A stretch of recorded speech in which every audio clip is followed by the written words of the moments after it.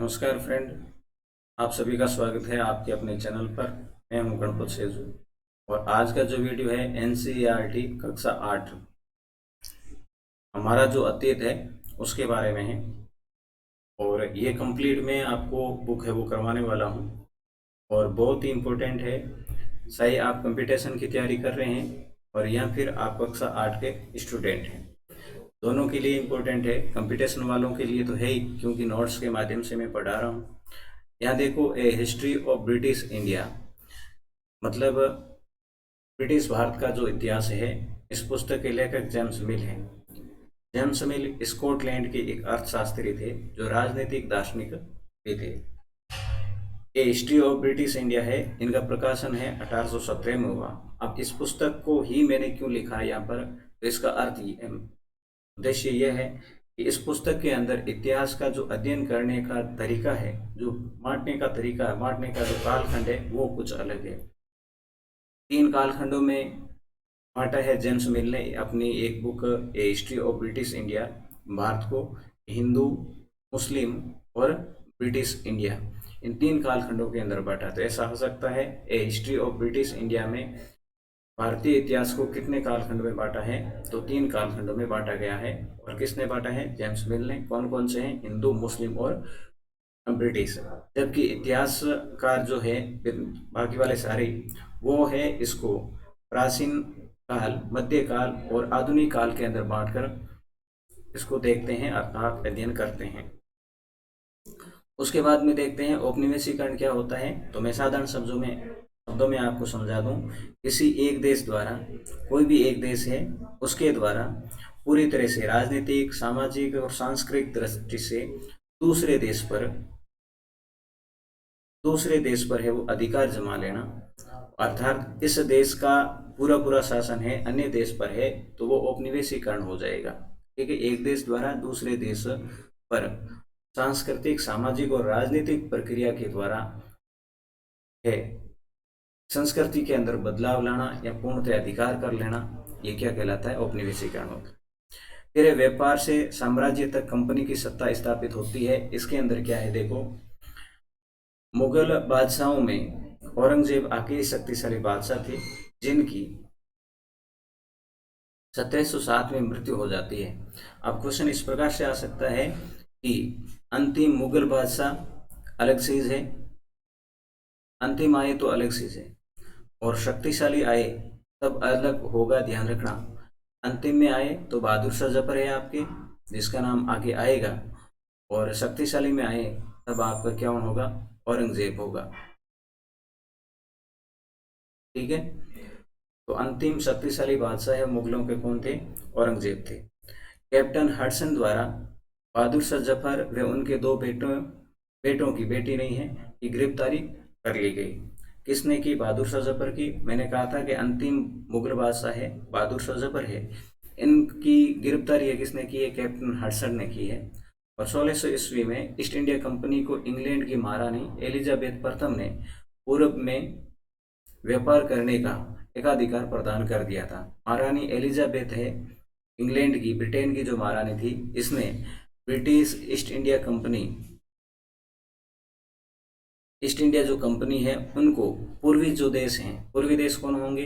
जैसे अपना भारत, पाकिस्तान, अफगानिस्तान, चाइना वगैरह, ये सारे क्या पूर्वी देश माने जाते हैं। तो पूर्वी देशों के अंदर ब्रिटिश ईस्ट इंडिया कंपनी को कि भाई आपकी सिवाय कोई भी अपने ब्रिटेन की कंपनी है वहां पर व्यापार करने के लिए नहीं आएगी, ये एक ही अधिकार उनको दे दिया गया। पुर्तगाल के खोजी यात्री वास्को डिगामा ने 1498 में पहली बार भारत तक पहुंचने के समुद्री मार्ग का पता लगाया। देखो, अब क्वेश्चन यह है कि भारत के व्यापारिक मार्ग की खोज किसने की है? तो वास्को डिगामा ने की है। और कब की? 1498 में की। भारत में पहुंचने वाली यूरोपीय जो कंपनी है उसकी ये श्रृंखला है, ये कुछ अलग है, यहाँ अलग दे रखा है, तो मैं आपको ये नहीं बताऊंगा। व्यापारिक कंपनियों के फलने फूलने का यही रास्ता था कि अपनी प्रतिस्पर्धा कंपनी को खत्म कर दे, और इन्हीं कारण से ईस्ट इंडिया कंपनी व अन्य जो कंपनी है इनके बीच में लड़ाई हुआ करती थी। जैसे देखो, एक तो इतना क्षेत्र है, इतने क्षेत्र पर एक व्यक्ति व्यापार करेगा तब उसका मुनाफा ज़्यादा होगा। उसी पर यदि 2-3 व्यक्ति है व्यापार करेंगे तो 2-3 भाग बन जाएगा। अब क्या हो रहा था कि ये कंपनी है, ब्रिटिश ईस्ट इंडिया कंपनी आ रखी थी, बाकी वाले आ रहे थे, तो उन्होंने इनको यहाँ से भगाने के लिए क्या कर दिया, युद्ध करना शुरू कर दिया। भारत में पहली इंग्लिश फैक्ट्री है 1651 में हुगली नदी के किनारे शुरू होती है। पहली अंग्रेजी कंपनी कब, 1651 में, कहाँ पर, हुगली नदी के किनारे पर। कंपनी के व्यापारियों को फैक्टर कहा जाता था। कंपनी के जो व्यापारी होते थे उनको क्या कहा जाता था, फैक्टर। 1696 तक ईस्ट इंडिया कंपनी ने किला बनवाना शुरू कर दिया था। किला अर्थात दुर्ग बनवाने का निर्माण है कब से शुरू कर दिया उन्होंने, 1696 में। मतलब ईस्ट इंडिया कंपनी है भारत पर शासन करने की यहाँ से दौड़ है वो शुरू कर देती है, क्योंकि वो दुर्ग बना रहा है, दुर्ग बना रहा है तो अपना शक्तिशाली स्थान है वो निर्मित कर रहा है।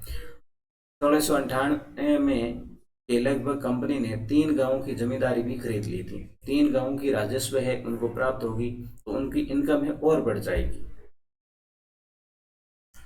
आगे देखते हैं क्या है।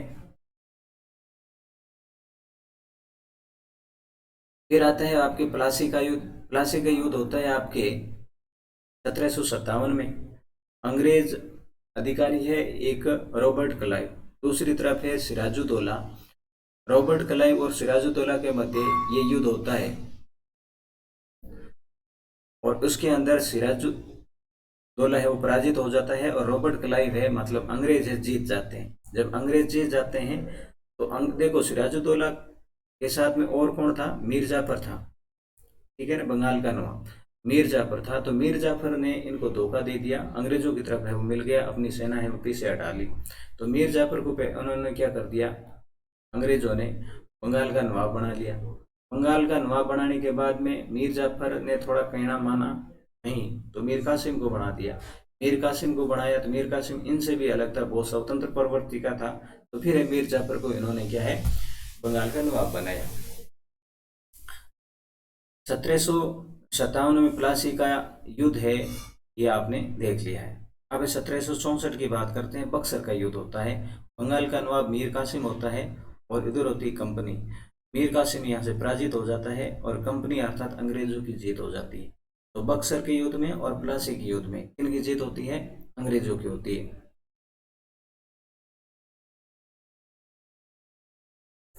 उसके बाद में 1765 में मुगल सम्राट की ओर से कंपनी को बंगाल की दीवानी है वो प्राप्त हो जाती है। मुगल सम्राट होता है फर्रुखसियर। कौन होता है, फर्रुखसियर जो होता है वो है, इनको है ये अधिकार प्रदान कर देता है। रॉबर्ट क्लाइव 1743 में जब भारत आया तब वे मात्र 18 वर्ष का था। अब ये कोई ज़्यादा है नहीं, फिर भी देख लेते हैं। 1767 में भारत से हमेशा के लिए जाते वक्त उनके पास में 4,01,102 पाउंड की दौलत थी। मतलब बहुत ही उनके पास में धन था, क्योंकि भारतीयों को उन्होंने लूटा था। दूसरी बार भ्रष्टाचार को खत्म करने के लिए नियुक्त किया गया था, लेकिन 1772 में वो खुद ही भ्रष्ट निकल गया और 1774 में उस पर मुकदमा चला और भ्रष्टाचार का, इस कारण उन्होंने आत्महत्या कर ली। भारत से लौटकर धन दौलत के साथ आलीशान जीवन जीने वाले जो भी अंग्रेज लोग थे उनको नवाब के नाम से जाना जाता था। क्या कहते थे, नवाब कहते थे।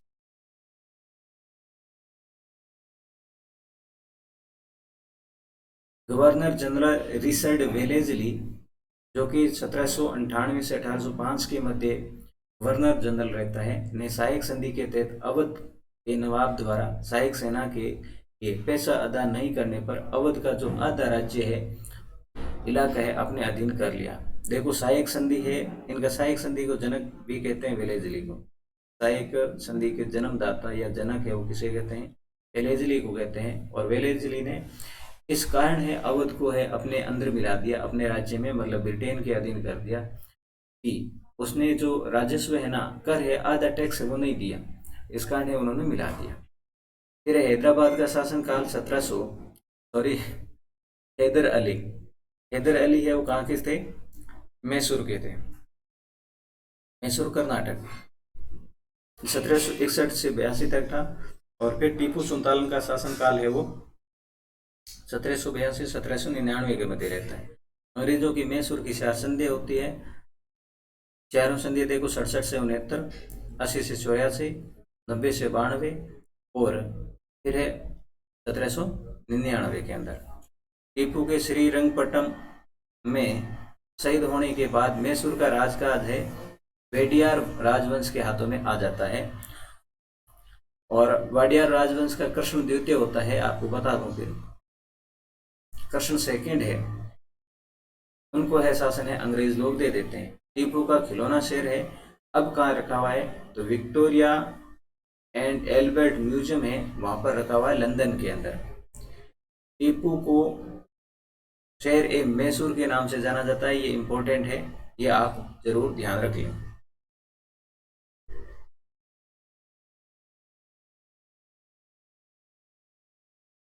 अब देखो